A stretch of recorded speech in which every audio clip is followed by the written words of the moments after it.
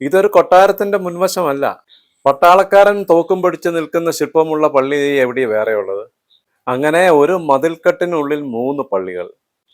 ഞാനിപ്പോ ഈ നിൽക്കുന്ന ഈ ഭാഗം കണ്ടോ? ഈ മതിൽ കണ്ടോ? ഇതൊരു രാജകൊട്ടാരത്തിന്റെ മുൻഭാഗമാണെന്നല്ലേ പെട്ടെന്ന് തോന്നത്തുള്ളൂ. ഈ ഇത് കണ്ടില്ലേ ഈ പടവുകളും എല്ലാം.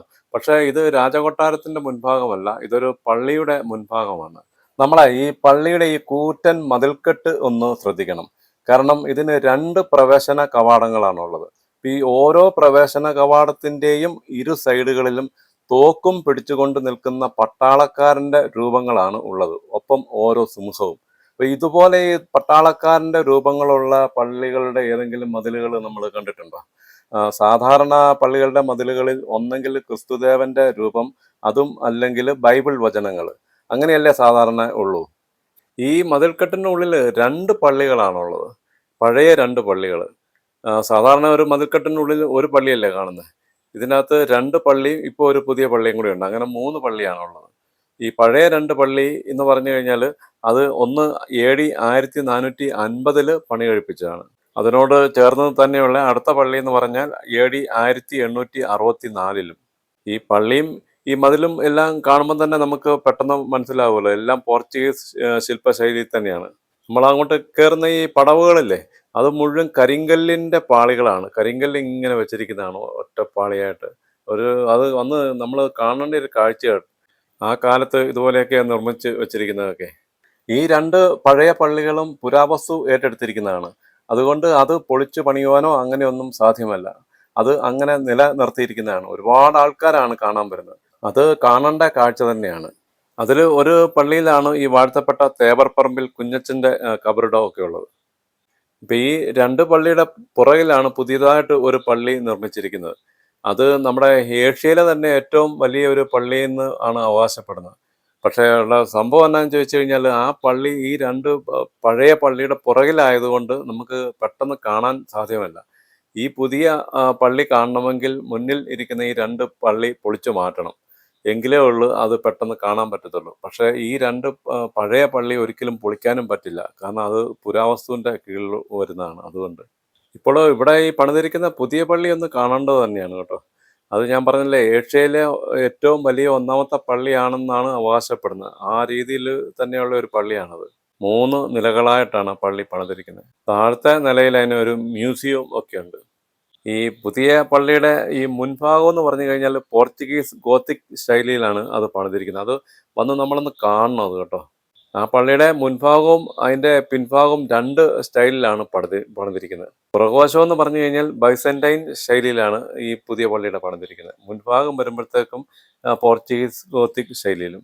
അത് കാണേണ്ട ഒരു കാഴ്ച തന്നെയാണത്. ഇവിടെ ഈ പുതിയ പള്ളിയുടെ ഈ ആനവാതിൽ പണിതിരിക്കുന്ന 350 വർഷം പഴക്കമുള്ള ചന്ദനത്തേക്ക് കൊണ്ടാണ്. ഈ ചന്ദനത്തേക്കെന്ന് ഉദ്ദേശിക്കുന്നത് എന്താണെന്ന് എനിക്ക് മനസ്സിലാകുന്നില്ല. ഒരുപക്ഷെ 350 വർഷം പഴക്കം വരുമ്പോഴത്തേക്കും ചന്ദനത്തിൻ്റെ നിറമാകുമായിരിക്കും തേക്കിന്. അങ്ങനെയാണോ എന്ന് എനിക്കറിയില്ല. അറിയുന്നവരൊന്ന് പറയണേ.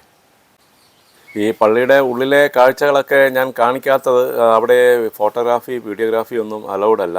അതുകൊണ്ടാണ് അകത്തെ ഒരു കാഴ്ച ഞാൻ കാണിക്കാതെ ഈ പുറത്തുനിന്നുള്ള കാഴ്ചകൾ മാത്രം കാണിക്കുന്നത്. ശരിക്കും ഇങ്ങനെയുള്ള കാഴ്ചകളൊക്കെ നമ്മളെ ഇവിടെ വന്ന് നേരിട്ട് തന്നെ കാണണം. ഞാനും ഇതിൻ്റെ വീഡിയോ കാണിക്കാം എന്നുള്ള രീതിയിലാണ് ഇവിടെ വന്നത്. പക്ഷേ ഇവിടെ വരുമ്പോഴാണ് അറിയുന്നത് ഇത് ഇവിടെ വീഡിയോഗ്രാഫി ഇത് അലൗഡ് അല്ലെന്നുള്ളത്. അതുകൊണ്ടാണ് കാണിക്കാത്തത്. ഇത് കണ്ടോ ആ മതിലും ഒക്കെ കാണുമ്പോൾ തന്നെ നമുക്കറിയാം ഇത് നമ്മുടെ നാട്ടിൽ പണിത എല്ലാം പോർച്ചുഗീസുകാർ പണിതാന്നുള്ളത് നമുക്ക് കാണുമ്പോൾ അറിയാൻ പറ്റും. ഇതിൻ്റെ അകത്ത് പഴയ 2 പള്ളികൾ ഞാൻ പറഞ്ഞല്ലോ പുരാവസ്തു ഏറ്റെടുത്തിരിക്കുന്നത്. ആ പള്ളി 2 പള്ളികളും പണിതിരിക്കുന്ന കരിങ്കല്ല് കൊണ്ടാണ്. ഈ കരിങ്കല്ല് കൊണ്ട് സിമെൻറ്റോ അങ്ങനെയൊന്നുമല്ല, മറ്റെന്തോ ഒരു മിശ്രിതം പുരട്ടിയാണ് ഈ കരിങ്കൽ തമ്മിൽ യോജിപ്പിച്ചിരിക്കുന്നത്. വളരെ ബലമായിട്ടാണ് ഇത് നിൽക്കുന്നത്. ഇത് രാമപുരത്താണ്, കോട്ടയം ജില്ലയിൽ ഉള്ള രാമപുരം. അവിടെയാണ് ഈ പള്ളി സ്ഥിതി ചെയ്യുന്നത്. ഈ പുതിയ പള്ളിയുടെ പണി തീർത്തത് 2019 അന്ന് അതിന് ചെലവായത് 20 കോടിക്ക് മുകളിൽ ആണെന്നാണ് അറിവ്. പള്ളിയുടെ വിസ്തീർണം എന്ന് പറയുന്നത് തന്നെ 70,000 ചതുരശ്ര അടിയാണ്. അതിൻ്റെ അകത്ത് 3500 പേർക്ക് ഒരേ സമയം ഇരുന്ന് പ്രാർത്ഥിക്കാനുള്ള സൗകര്യങ്ങളും എല്ലാം ഉണ്ട്. ഈ മുൻഭാഗത്ത് ഈ ഓടിട്ട് കാണുന്ന അത് തേവർപ്പറമ്പിൽ കുഞ്ഞച്ചൻ ഉപയോഗിച്ചിരുന്ന മുറിയാണ്. അതിൻ്റെ പുറകിലും ഏറ്റവും മുകൾ ഭാഗത്ത് ഒരു ബ്രൗൺ നിറമുള്ളത് അതാണ് പുതിയ പള്ളി. അതങ്ങ് ഏറ്റവും പുറകിലാണത്. ഇവിടെ ഇത് ഈ ചരിത്ര പ്രാധാന്യമുള്ള പള്ളി ആയതുകൊണ്ട് ഒരുപാട് ആൾക്കാരാണ് ഇത് കാണുവാൻ വേണ്ടി ഇവിടെ വന്നുകൊണ്ടിരിക്കുന്നത്. ഇത് രാമപുരം ടൗണിൽ തന്നെയാണ്. ഈ പള്ളി കണ്ടിട്ട് ഇല്ലാത്തവരെ ഈ ഇവിടെ വന്ന് ഇത് കാണണം. കാരണം ഈ പള്ളിയുടെ ഈ പഴയ പള്ളിയുടെ അന്ന് ആ കാലത്ത് പണിതിരിക്കുന്ന രീതികൾ. നമ്മൾ ഈ പള്ളിക്കകത്ത് നിന്ന് കഴിഞ്ഞാൽ ഏത് വേനൽക്കാലത്താണെങ്കിലും നല്ല തണുപ്പാണ് അതിൻ്റെ അകത്ത്. കരിങ്കല്ലും കൊണ്ടാണ് ഭിത്തിയെല്ലാം കെട്ടിയിരിക്കുന്നത്.